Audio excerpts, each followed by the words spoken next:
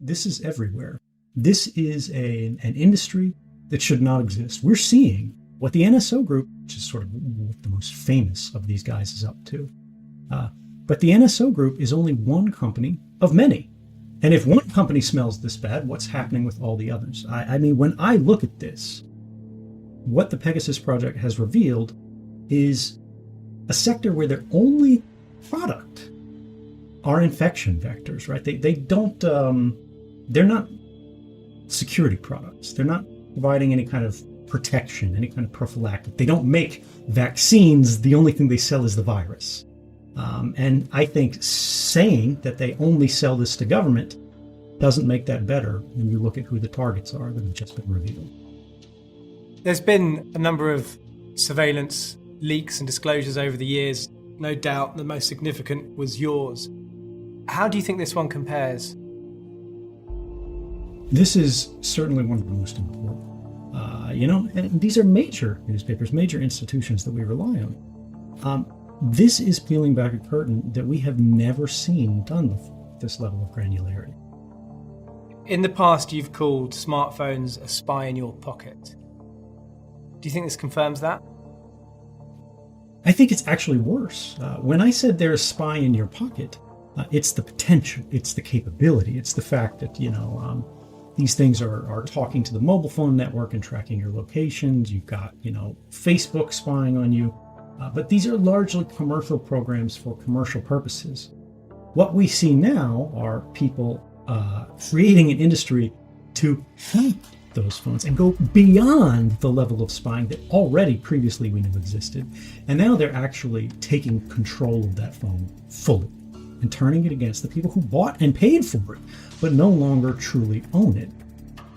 And the thing is, these phones are clones. When we're talking about something like an iPhone, they're all running the same software around the world. So if they find a way to hack one iPhone, they've found a way to hack all of them. And they are doing that, and they are selling that. That is a knowing, intentional, willful attack on critical infrastructure that every one of us rely on. It doesn't matter what flag you live under, it doesn't matter what language you speak. We all have skin in this game. What needs to happen now? We have to stop this. Inaction is no longer an option. If you don't do anything to stop the sale of this technology, it's not just going to be 50,000 targets, it's going to be 50 million targets, and it's going to happen much more quickly than any of us expect. The way we do that is to halt the trade around this technology. It doesn't matter who you are, it doesn't matter what you do. Your position isn't going to protect you. If you're a minister, a prime minister, guess what? You're on the list. You're a Supreme Court justice, you're on the list. If you're an ordinary person, guess what? You're on the list too. All you have to do is come to the attention of somebody with money to pay any one of these companies for the tools to break into your phone. For people reading these stories and watching this interview, the answer to the question of what can they do personally to protect themselves and their own phone, it seems like it's nothing. The solution here for ordinary people is to work collectively. This is not a problem that we want to try and solve individually because it's you versus a billion-dollar company. What can you do to protect yourself from Google? A little, but you can't solve the problem. It's the same when we're talking about the NSO group. You can make yourself safer, right? But we will not be safe until we change the game. Apple plans to enable a feature that will scan iPhones, iPads, and Mac computers for illegal content, sending the information on breaches to US law enforcement. It's a slippery slope that'll lead to oppressive regimes around the world demanding the same technology to be able to spy on individuals. So Apple's saying they're basically going to install the software on iPhone devices by the end of the year, and it's going to essentially give images, photos, and people's iPhone photos a sort of a fingerprint. Yeah.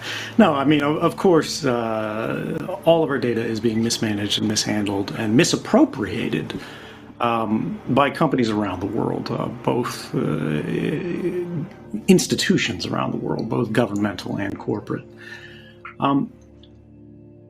You mentioned sort of my corporate background in intelligence, and This is something that I think is opaque, and it's not understood by a lot of people who haven't been in government, and particularly in the intelligence community, or IC as they call it, where it's become really the standard of business. And this opacity, this lack of transparency is entirely by design.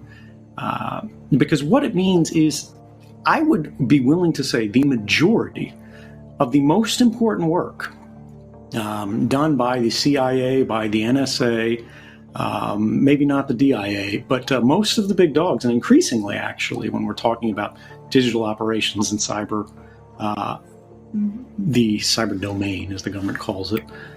Most people say just crimes involving computers, but they like to make up their own words for it.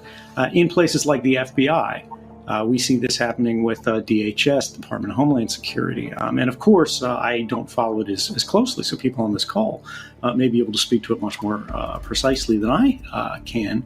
But places like ICE and CBP, that work is being done by contractors.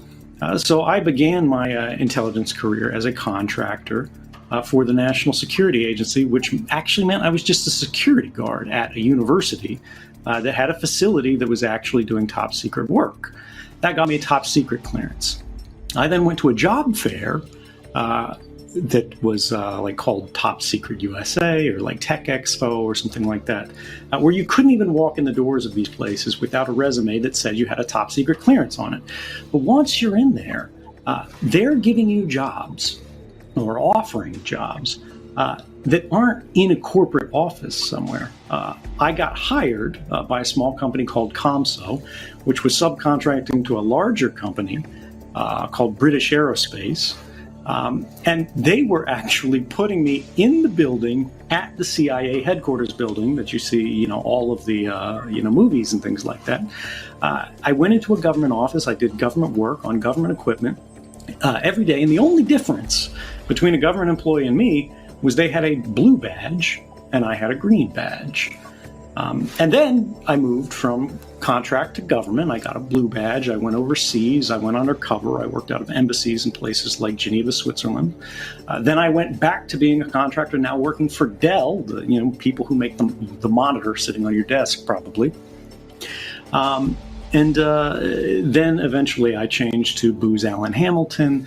And the idea is there's very much a revolving door and there's very little separation between the work that is done by private companies. These people are not government employees. They're not protected by the same processes. They have their own rules. Formally, a government official can't even instruct them to do something or not do something. They have to go through a contract manager who then is supposed to tell the contractor to do this, that, or the other. But in reality, no one actually pays attention to these formal processes that were laid out by Congress and in procurement law and things like that. Because think about it. You work at the CIA. You work at the NSA. Regardless of whether you think they're good guys or bad guys, and there's some truth to both sides of that, these people all believe they have the most important job in the world. They believe they're pushing back the darkness of a grim and dangerous world every single day, no matter what they're doing, even if they're fixing printers, right? And you've got 10 people on a team, and 7 of them have green badges, and 3 of them have blue badges, and you have something that must be done. Are you really going to go outside of the office, email some guy who doesn't work in the building, who's never met your team, who doesn't know all this stuff, and wait for it to trickle down to do this, that, and the other? Are you going to tell the contractor, hey, go do this? And the way that actually works in real life, the contractor-governmental divide, in the way this work is done, the only thing separating someone who works for Dell from firing a missile from a drone and a government staffer doing it, or breaking the law, hacking into computers in other countries, or in our own, is what they call inherently governmental functions. I, as a contractor, could do anything. In my final position, I worked directly with the tools of mass surveillance, the database of everything that's ingested every single day, by the minute, into the entire NSA's network and the network of their international partners. This is called the Five Eyes Surveillance Network. It's the United States, United Kingdom, Australia, New Zealand, and Canada. They put the bulk of all the collection that they perform everywhere in the world into a common bucket. that anybody can sort through. These are sort of the baseball cards that are listing the statistics of all of our lives that are generated by what you're typing into your cell phone right now, by the live stream that you're connected to. Even when you're not doing anything, the cell phone is just riding through your pocket, connecting to cell phone tower after cell phone tower.